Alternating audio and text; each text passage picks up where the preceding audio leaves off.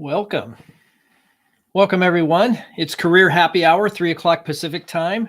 Every Friday, we get a chance to come together and discuss anything related to your career. I'm Andrew Beach. I'm a teacher of self-education. I help professionals communicate value to find great opportunities faster, whether they're working or not. That's through a pragmatic process of branding, professional branding, planning, setting up a career map, and effective networking to build relationships of value. If that's something you're interested in, you're more than welcome to click the link below this video or in my bio. If you're on Instagram, there's an opportunity there for you to fill out an application to see if working together might make sense for you. Today's session is actually the result of someone actually reaching out to me and asking about, what happens when you get a new job and how do you onboard and what sort of consideration should you give to that process? And so today, that's our topic of discussion. If you want to join the conversation, you're welcome to do so.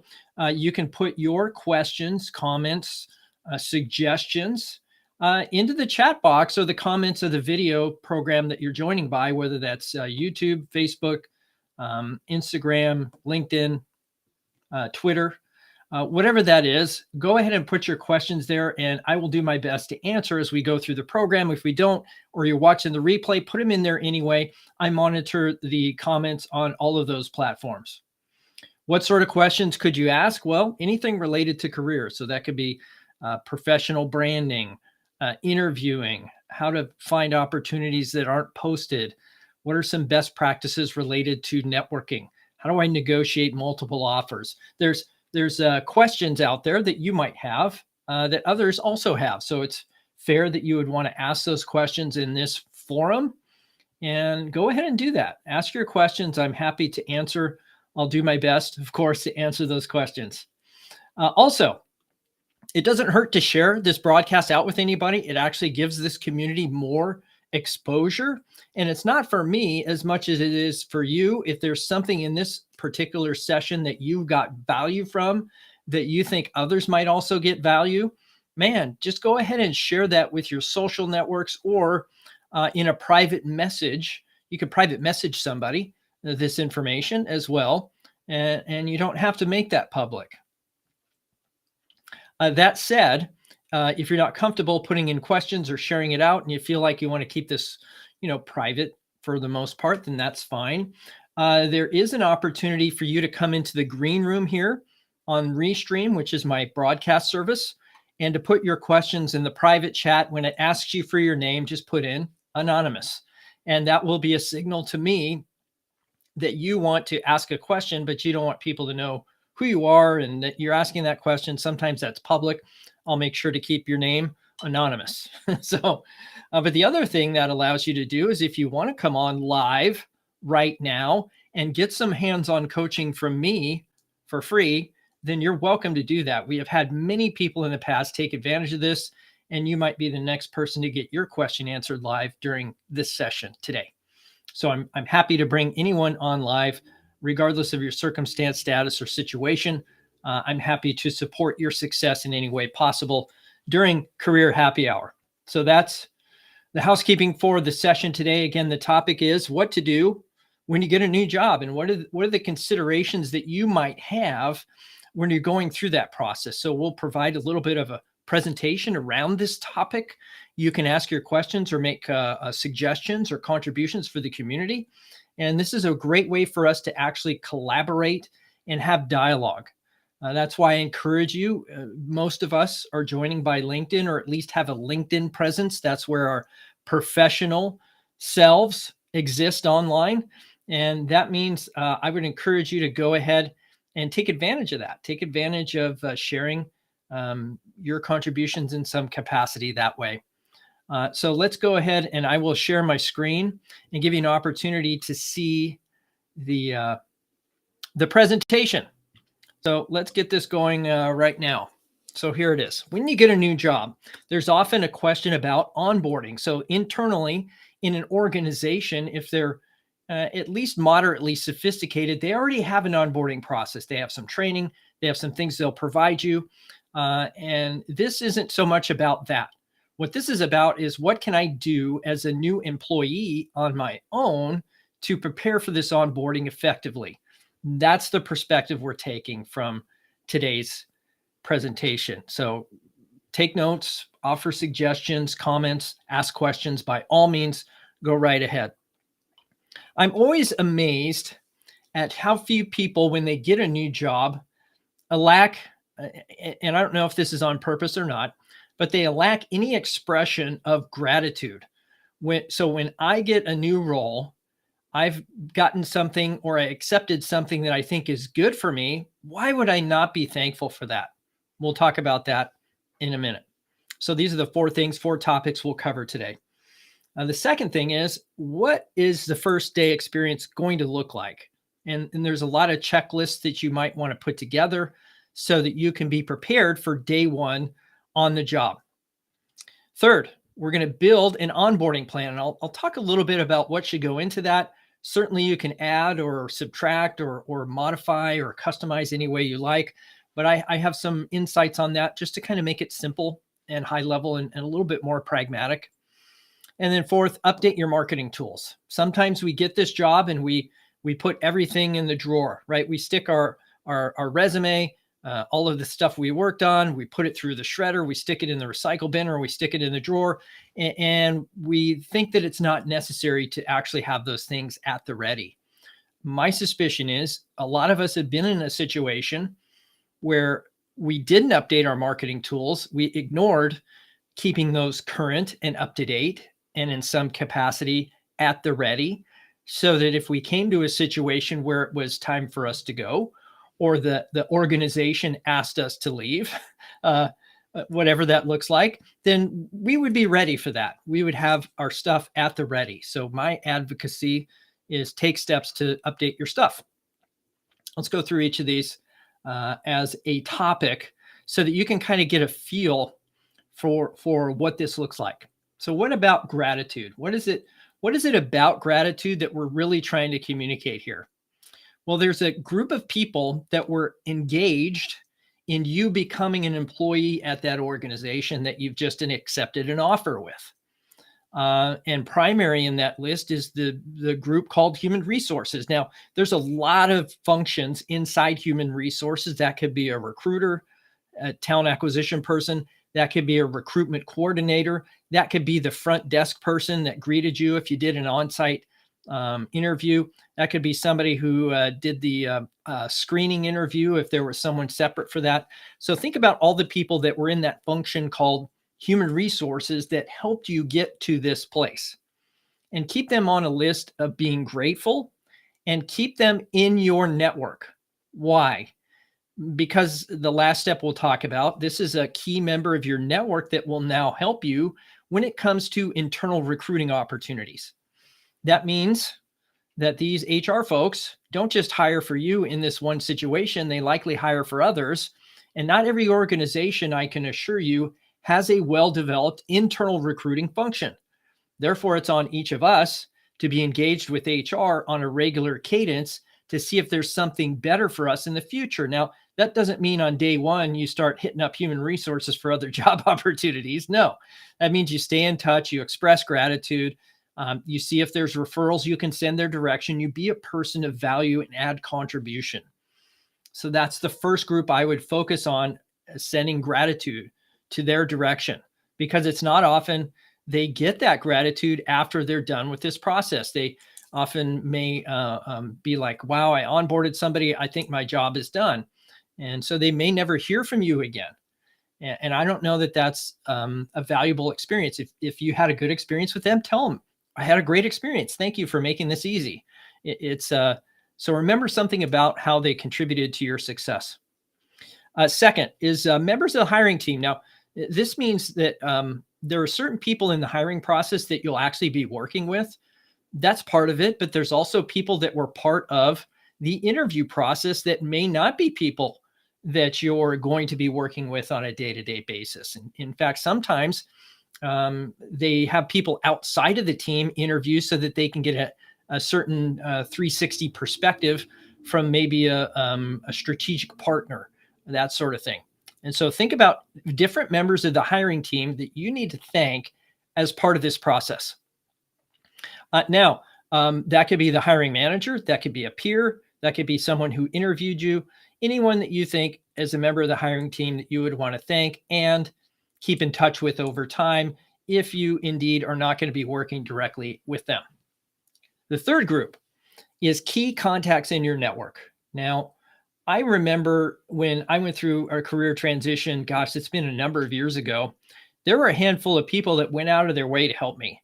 There were, I had a career coach, I had some resources, but there were some key contacts, people that I wanted to stay in touch with, where maybe I interviewed somewhere and they didn't select me and it wasn't quite the right fit, but the company seemed interesting and you really resonated with the leader that you interviewed with. I mean, there's probably some key contacts that you want to stay in touch with. And I like to make that one easy, somewhere around 12, easily breaks into a quarter so that you can hit one person a week 4 times a year. So 12 people, and that people will go on that list, come off that list, but that's a separate discussion. But the number 12 seems to work for me. That doesn't mean that there aren't key contacts that were supportive of you. So that's really a different category. Category 4, as you see on this particular slide, is that, hey, anyone during that hiring process that supported you. Who could that be? It could be a spouse, could be a friend, could be someone from church, could be your neighbor, could be a former colleague or a manager, could be a career coach, someone like me that helped you through that process to prepare you for the interview. Could be anyone who supported you. Send gratitude their way, an edible arrangement if you think it's appropriate, a Nordstrom gift card. I've gotten those before. I'm not asking for Nordstrom gift cards. Don't mistake what I'm saying. But I have had people send me things for something that I did for them. And I really appreciated that. Now, I'm not a person that their love language is gifts, but some people appreciate that thing and they remember you. If anything, it's just an expression, could be a card, could be a face-to-face, could be something a little more intimate than an email. I think, the blanket email is something you would send out to everyone in your network or even through LinkedIn. So that kind of expression in terms of making things public is really something I'm going to talk about after the day one experience. But so first, express gratitude to anyone and everyone that had a hand in getting you on board to that organization. What about day one? What about day one? If we look at day one on the job, there's certain things to consider when you're going through this process. And that is, as a day one process, many organizations will send you automated things through, say, Workday or their HR information system. Here's all the things that you need to do to get onboarded. And that's like the paperwork and the, putting in your residency information, your immigration status, and your tax deductions and that sort of thing. There's a lot of paperwork involved in onboarding. And yes, that might include background checks or different things, security clearances. There's a lot of paperwork, a lot of process involved in bringing you into that organization and making sure you get on the payroll. So make sure that you know what those documents are and that you complete all of that well in advance of your day one process. So if you've established that and you haven't finished that, maybe that's one of your day one priorities, and create yourself a little checklist to make sure you don't miss anything. Okay. The second thing to consider is there's lots of resources and tools that you're now going to have access to because you are an employee. What are those resources? How do you get access to them? How are you going to get assets like a computer or a login ID password? All these different things are just kind of things you can expect to have access to. Be proactive about this. And yes, these are day one events that are going to be important to you, but they don't mean they have to happen day one. They may be something that you actually consider getting done prior to day one, and be proactive in that way. It's going to make you look like you're ready, eager, and good to go. What we're doing in this time between when we accept an offer and the day one process is affirming their decision to hire you. And that means we are going to do everything to demonstrate we're proactive. We're going to take initiative. We're going to affirm the fact that they made the right decision. So that's the process. And that's why we think about all these things that we can control now that we are, as we say, a future employee. And so look at the tools, the resources, what are they and how do you get access to them? And how do you make the process easier for the organization to actually make you an exceptional employee and to affirm the process that they use to hire you. People and places. So sometimes the logistics are unsure. If you're a remote employee, that's great. But who are the people you'll interact with and who do you need to meet and who could you get that information from? It's really taking a look at all the people and the places that you may have to go. How are you going to get access? Do you need a badge? That sort of thing. There's a lot of logistics involved in getting you into a facility. And a lot of organizations still have facilities that they're operating, whether they're in manufacturing or what have you, and getting access to that, to a secured building and that sort of thing, and knowing where to go. Get all those logistics ironed out in advance. And not every organization is well prepared to give you that information as you go through your process. So keep that in mind, the people and the places and how do you get access and who do you need to connect with and that sort of thing. So and introduce yourself. Be prepared to introduce yourself. Have your, part of this process when you get the interview is to have that tell me about yourself question. And this is something you've practiced and rehearsed. And now when you get on the job, let's not lean back into our title at company as primary. That's secondary and it's circumstantial. So even though I might be a career consultant at a certain company or a project manager at XYZ, I really am more than that. That's just the role I'm serving in as I onboard. And that is part of your introduction, but it shouldn't be the first part of your introduction. So who are you? Well, I'm working in this organization now, and I come with these kind of experiences in this kind of way. And I walk right through my answer to the tell me about yourself question. If you need support on that, actually, it's funny. I did a branding statement course on Teachable. It's like when Teachable first came out, I made this course. It's got to be 7 or 8 years old. I don't know, but it was the first course I did. It is free. If you want a copy of that course, please hit me up in the private messages, the direct messages, and I'm happy to send you a link to the Teachable course as well as some other free resources. If you find those useful, I'm happy to send them off. So, or you can send me an email at me@andrewbeach.com. Beach as in BEACH, just like the ocean beach, as you probably see if you're on one of the other platforms, except for Instagram. Sorry about that. You'll see in the background, it's one of my favorite places at the beach. And so, yeah, send me a direct message. I'm happy to get you those resources. So the fourth thing, prepared processes. So recognize that you're going to receive likely a lot of correspondence from this organization in advance of your onboarding day one.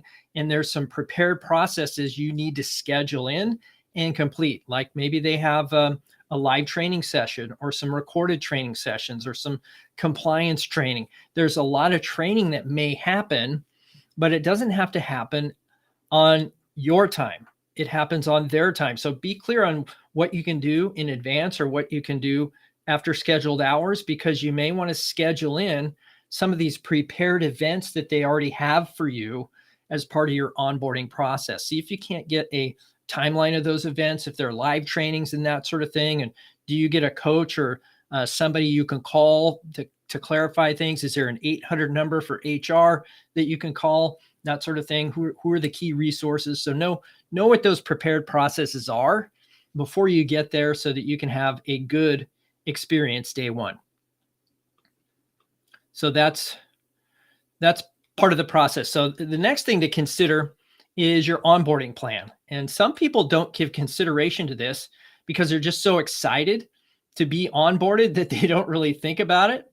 And oh, Tracy, there you are. Good to see you, Tracy. Definitely helpful tips. Yeah, I appreciate that. Let's see what else Tracy has to say. Agreed. These days, HR is so busy and gratitude goes a long way. Yeah, I mean, they've been impacted by the pandemic and everything going on. What is your love language? No, my love language is quality time. So thanks for that confirmation, Tracy. You know what I'm talking about. I use love language concept, but yeah, it works. I mean, it works.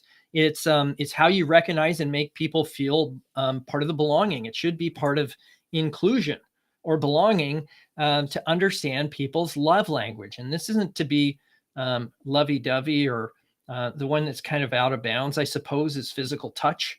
And that is a love language, believe it or not. And so if you haven't, I think it's Gary Chapman, something like that. I think it's Gary Chapman. There is a book called The 5 Love Languages, and it is an interesting read. And it is something that you could, there's various versions of it. There's the regular one, and there's one for kids and one for work and that sort of thing. So yes, it's a very valuable tool to understand people better and how they're motivated and how they like to be recognized.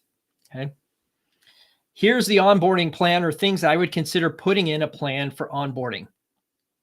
The first is to build a RACY document or a RACY matrix. What is RACY, Andrew? Well, it's a document that's going to outline all of the responsibilities you have. That's the R. Who's accountable, who's consulted, and who is informed. Now, this is something that isn't uncommon when you're doing projects, but this indeed is a project for you. It's you understanding what role are you playing in this organization? How do you want to interact with others? Who should you consult on certain things? And look at all the requirements you have for your role and know who is responsible for that, who's accountable, who can you consult, and that sort of thing, which people need to be informed on certain things. This is going to save you a lot of heartache and a lot of headache if you know who's responsible for what in your value chain. So think about all the things you're looking to add value to, and start building this matrix based on that, and start filling in names and that sort of thing, so that you can be proactive in your communications and add value that way. The second thing to create is a 30, 60, 90 plan. Now, those 30, 60, 90 plans aren't always steps to take or things to do. They're milestones. They're milestones. And I say that because a lot of people say, well, in the first 30 days, I should meet all the people in the organization. Yeah, no kidding. So what I would look at in the first 30 days is, what do you want to have accomplished in those first 30 days? Do you want to have participated in your first project? Do you want to have added value through the role? So you look at all the role in the descriptions and all the things that they hired you to do. How could you add value in the first 30 days to the organization so they affirm, wow, we made a good decision with this person? Now, some of that is the stuff you're already doing. I get that. But think about the milestones, the things you want to contribute during the first 30 days, the second 30 days, which would be 60, or the third 30 days, which would be 90. And there should be increasing levels of contribution during that time. So some people think really high level when it comes to 30, 60, 90 and the different steps they want to take. That's not invalid. I'm just suggesting that you should also have some goals there, or some milestones that you want to achieve to add value to the organization, so that when day 90 comes and you might be on probation, that they keep you on at the company. And so that's something to consider, is you want to be able to add value to the organization to validate their hiring decision and to keep you around for a little bit longer. The third thing to consider is targeted networking.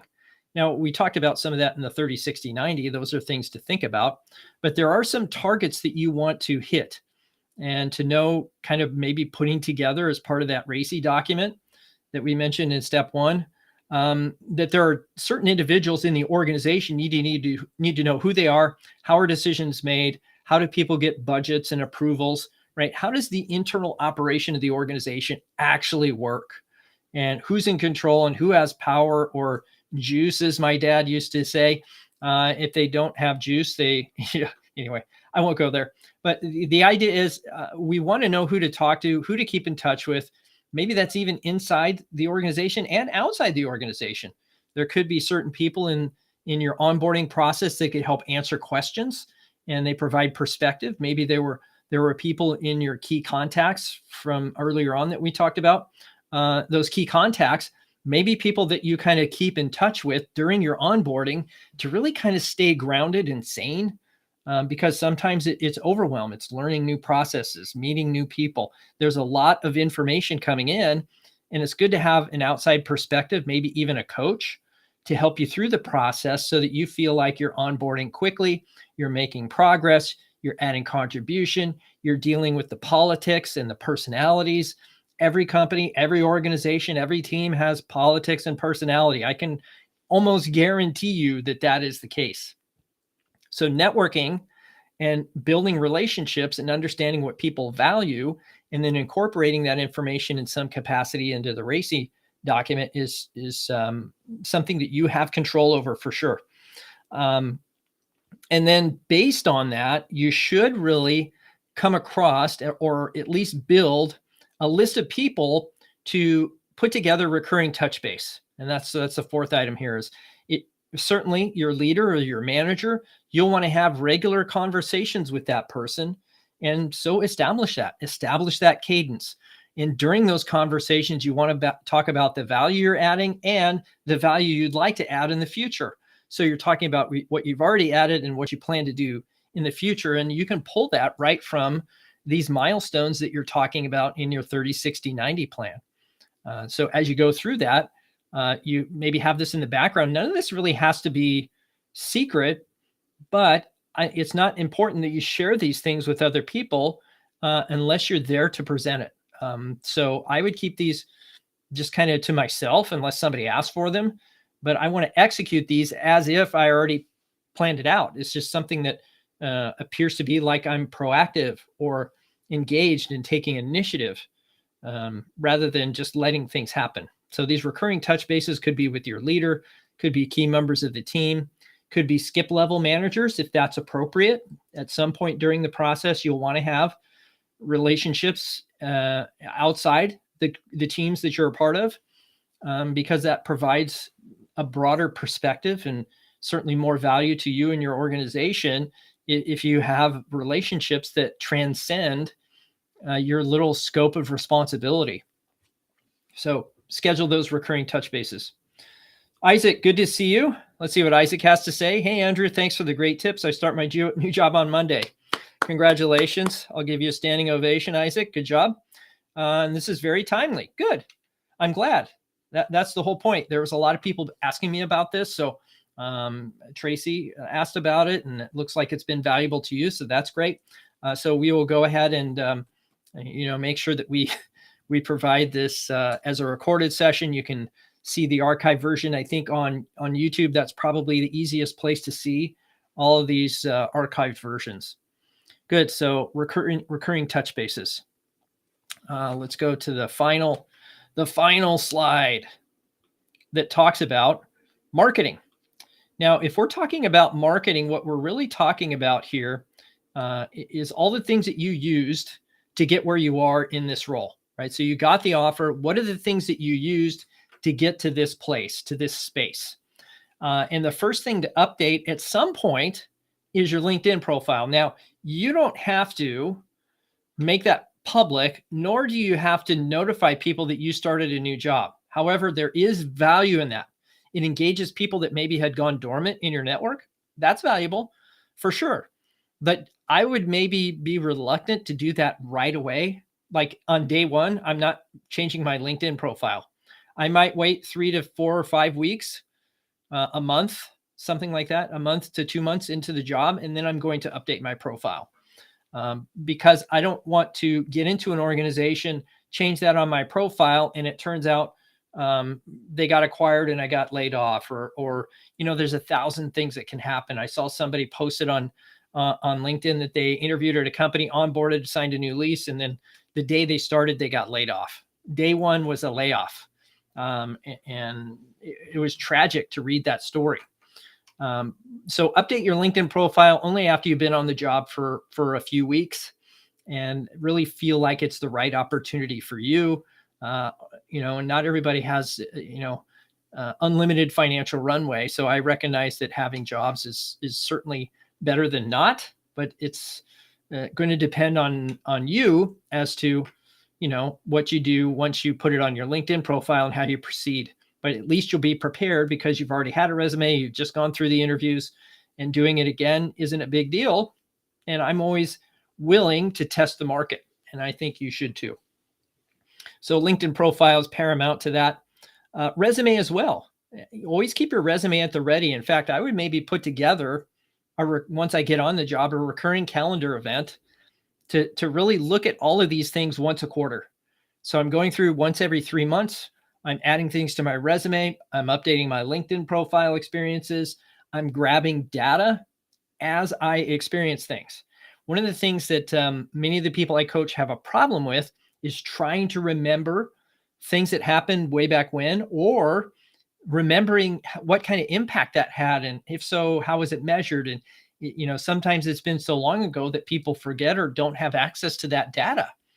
Here's the learning there. As you're on the job, start taking notice as you initially get there. What does the current state look like?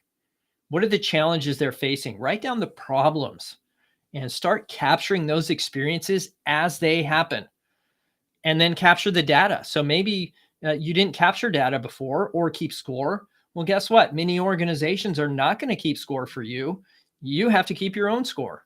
And that's part of the regular touch-based process we talked about a moment ago, is if I'm keeping experiences and data and tracking things, I can present said things to the leadership team or the people I'm meeting with as value I've already added on the job, so that when day 90 comes or the first year ends and you're going through a performance evaluation, you maybe get a promotion or a raise or that sort of thing, but that you don't get shown the door. Now, I'm not saying that's a reassurance, but certainly it's going to be better than if you don't do these things proactively. So capture the experiences as they happen with the before and after data to prove that you added value in that situation. And then a career map. Now, just because you just took a job doesn't mean, like I said, you put your resume in a drawer or put it through the shredder or stick it in the recycle bin. No, this is an opportunity for you to see what kind of experiences do I want to have now, and where do I see myself in 5 years? Now, certainly, I've coached a lot of people, and these days they trend a little bit older. And in 5 years, it's like, hey, I want to be sipping Mai Tais on a beach in Maui. I don't want to be working. And that is certainly a valid process. But I would challenge you to say, okay, what do I really want to do with my skills, my strengths in retirement? And I've seen people actually retire and not tell anybody. They just went off and did a pro bono thing with their church, or got engaged in homelessness or a food bank. And that's all they talk about. They don't talk about their great retirement, although it probably is great. It's not something I think that other people are interested in helping with, right? So they think you got it all together and you're relaxing and you're having a great time, and that's all wonderful. Looks good on social media. But if there's an effort or an initiative or some difference you want to make in the world, this is where you look at that. And whether you decide to work or not work, that's your choice. At least you have a map that says, okay, I know I'm coming in here as, say, I don't know, a director of learning and development, and I'd really like to be a CHRO in 5 years. Then what sort of things do I need to learn? What experiences do I need to have? What training do I need? What education do I need to pursue? What kind of network do I need to build? So now I can proactively look at my career as something that I control, self-directed, not directed by the organization. Not that that's not valid. I just haven't found it consistent among the organizations that I've interacted with that they have this figured out yet.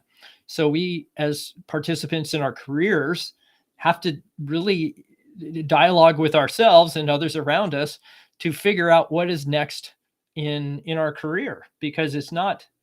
It may not be a straight line. It might be a really jagged, curvy road with bumps and potholes and down trees. Anyway, I'm not trying to paint a negative picture, but it's not certainly level ground. That's for sure. Good. So if you have questions about anything I shared or additional information that you would like to contribute, certainly put that in the comments. I'd love to hear from you down there. I'd also love for you to share this out with anyone in your network that you think might find it valuable. And I'm here every Friday. I'm here to take your call. There is live coaching accessible through this system. And if you want access to that, just go ahead and click the link in the description. You can get live coaching right now with me. I think I've coached it to date over 10,000 people in either group or individual settings. So put your questions in there or come on live. Either way, fine by me. Good. Let's see what Tracy has to say. Thanks. Another helpful session. Sage guidance in beginning a new journey with a new company and finding an opportunity to add value right away. Yes. That's what we're always looking to do, right? How can we get a quick hit? How can I get on base, if you will, with this organization so that they can see they made a good decision to bring me on board? That's what we're talking about here. And yes, congratulations, Isaac, on the new role. My guess is there's more than just Isaac on this session today that's maybe starting a new job or have started a new job and haven't maybe given consideration to some sort of onboarding strategy or plan. It's not too late to start one. So let's say you're in year 2 of your onboarding plan. That's fine. It's still okay to put together a career map. And if you need guidance on that, I'm happy to provide support to you. Just click the link in the description below this, this training. Or if you're on Instagram, then access my bio. There's an application there where you can indeed fill out the application. I think there's like 3 required questions. Certainly more information helps me coach you better. Or you can answer those 3 questions, schedule time in my calendar, and we can chat. Good. I don't see any other questions here. So I do thank you for attending this week's Career Happy Hour. We'll see you next week. If you have any topics of interest or things you'd like me to discuss and provide training on, I'm happy to do that. So just send me a direct message, regardless of the platform you're on, and I'm happy to accommodate. All right. Have a great weekend, everybody, and we'll see you next Career Happy Hour.